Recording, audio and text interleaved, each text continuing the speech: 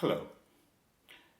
In this fourth and last part of It's Just a Thought, we wanted to bring together everything that we've learned so far and then provide some form of feedback of how you can analyze an irrational emotional response in order to be able to control it. So we said, for instance, that everything happens within your mind. All thought patterns are in the mind. Therefore, all reactions to them are also thoughts in the mind. And everything is happening within you, not in the world. Change the thoughts in your mind, and the world changes. We talked about a few simple techniques, such as asking yourself, what if everything I knew was not true? And how may I be able to look at the world afresh? Now, we need to make it clear that what we're talking about here is not all responses. We're talking about irrational responses. We're talking about immature responses, responses to people's words, thought, or deeds that you are not very proud of. That looking back on it, you think, I should have reacted differently. It's those sort of responses that we're looking at here. So, in order to understand how those responses work, let's look at the way such a response actually builds up over time. And in order to do that, I'm going to draw a graph. Now, I know many of you, the moment that you draw a two-axis, x and y-axis graph, you think, oh, mathematics, I hate this, I can't do this anymore, but relax, it's quite simple. So we're going to show two things on this graph. The bottom line shows time, and the vertical line is your emotional response. Emotional response.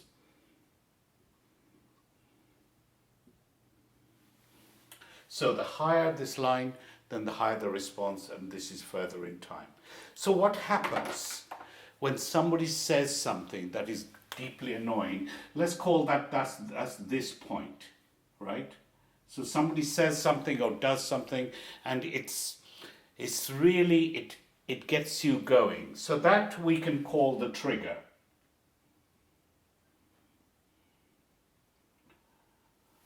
Trigger. So that's the point when the words are actually spoken. There is a little bit of time, depending on what the words are and how hot a button is it for you, and things like this. So there is a little bit of time before you register an emotional response. And that emotional response can either be instant, or it can gradually build up over time. Depends on your character, depends on the type of trigger that it was. But let's assume that it builds up over time, all right? And it gets to a point where it is at maximum. Your response to what was said or done is at its height. So this is the point of maximum response.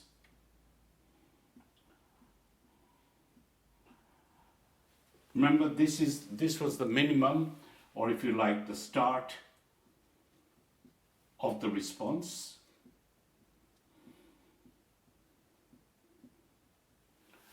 And at some time, typically it may take less time than it did to build up the response. At some time, you'll get back to normal. So the response has ended.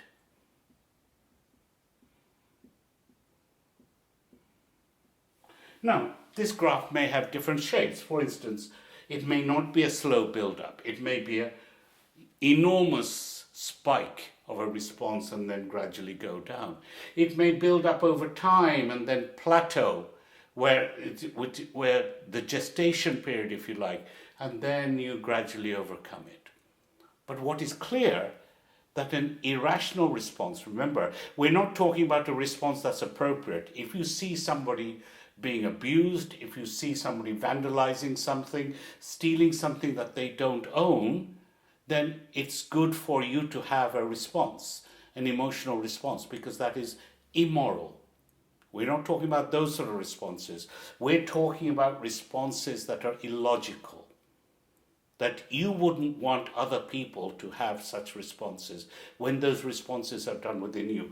And why are they done? They're done because the trigger event goes inside you and builds up from an unconscious effect. It builds up a response within you. You build up the response, not the word or the deed.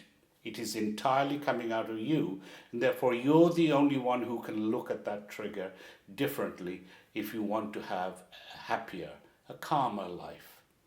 So, when you see that it is like this, you can actually monitor your emotional level during the whole of the response phase to that trigger word, thought, or deed. Which means you need to monitor your emotional level. And emotions is decreed by thought. It's happening inside your head. But the very fact that you know when you're happy or when you're sad or when you're angry means that there is something else, an awareness that's monitoring that. So within our minds, there is the thought process of sadness or anger, and then there's an awareness that's looking at it. So we're looking at the two aspects of the mind here, remember, that something's happening in the mind, and then there's an awareness of it. If you want to know awareness further, then please look at the Who Am I video that is already available on this channel to understand that a little bit further. So you need that little bit of separation between the awareness and the thinking. And really this can be done a great deal through meditation, where you're trying to slow down the thoughts. Eventually you may actually have a period of no thought, which may last just 1 or 2 seconds, or maybe 10, 15, 20 seconds, where you realize that I still exist, but there is no thought. Therefore, I'm not the thought. And when you get to that stage, you can get that little bit of separation, because that separation is needed. That separation happens when you respond to something. Say somebody's called you a moron, all right? You say, I'm not a moron, and you get maximum angry, and then over time it diminishes. There are a series of points at which you can look back and say, that was an irrational response to the level of input, to the trigger that was brought on. He may have called me a moron, but quite honestly, that's his problem. I know that I'm not a moron. All right? So, mostly, when we look at this thing, it's right at this end, at the end response, that we say, oh, that wasn't justified. I shouldn't have got so angry. All right? And that's where we start from. The very fact that you ask yourself that question, even when you've calmed down again, to say, that was irrational. That's not like me. That's not who I want to be. That is the start of the separation between the thought and the awareness of that thought and wanting to improve.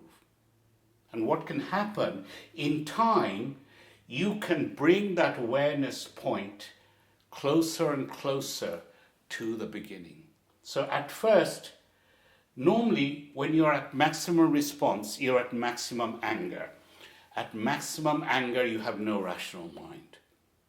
And as a result, it's impossible trying to say, oh, when I get angry, I'll figure out what to do. Because your mind is completely gone.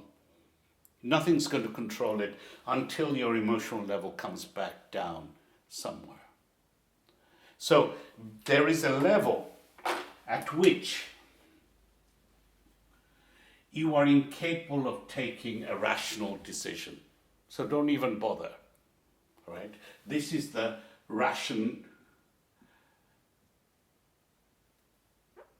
rational line, if you like. So, you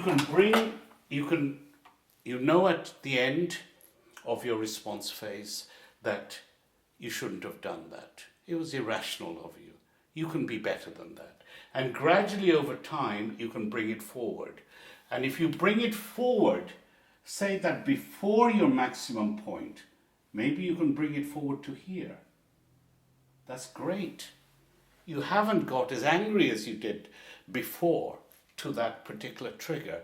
Because you recognize that trigger, you recognize that you are starting to get angry, but then you cut it off and say, I know where this is going, and I don't want to go there. I am better than that. Now you're starting to get control through your true self, your awareness self back again, rather than the thought leading you by the nose. And once you can get to that phase, you can actually gradually start to get yourself back to this point, the beginning, where you say, that's the trigger that in the olden days would have got me to really get angry. But I know that that trigger is just false. I don't need to get angry. I'm better than that. I understand that. I've done that before. That's not who I want to be. I'm going to come to this point and say, I know thought where you're going to take me on that one, and quite honestly, I'm bored with you. I've done that before. No longer am interested. Suddenly, that trigger has completely lost its power. You are not going to sing to the tune of that trigger. And once you kill the power available to the trigger by killing your response to it, that trigger power goes away, it just fades away. Even if that is a person who in the past has used a word that has got you emotionally angry or sad, that person will no longer use that trigger word because it stopped working. Why would they waste their time? And suddenly, by you adjusting the level at which you start your response, you have affected the outside world, the person who produced that trigger command. You're not going to do that by telling them not to use that word or to get you annoyed in that way.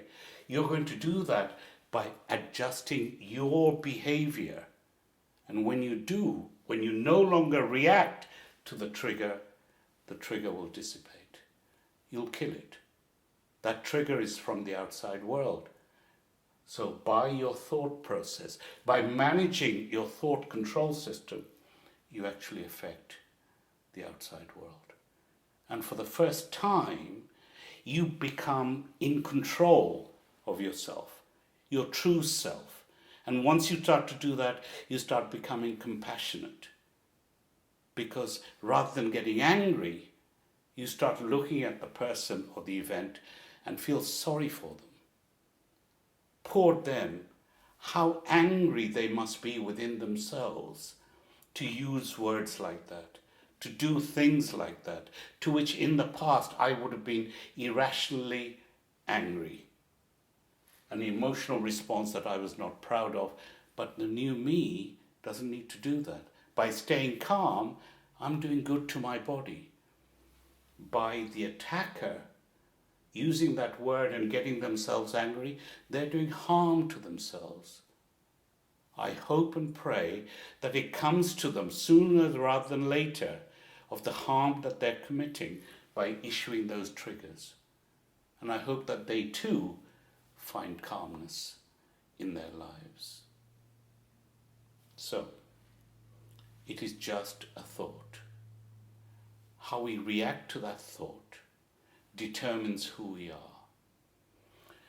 When that reaction can be monitored by awareness, then we have the ability to bring that awareness closer and closer to the trigger point.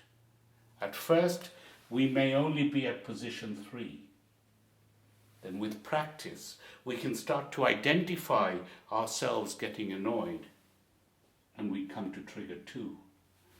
And then eventually, when we fully understand our minds, and we've eliminated the insecurity we felt that allowed us to get that emotional response, we can come back to position number one. And when we do that, we kill the response before it even begins. And by killing that response, we kill the trigger. We affect the outside world and the way that outside world affects us. In this way, we reduce our suffering and we reduce the suffering of others around us. Has to be a good idea, don't you think? Thanks very much for listening.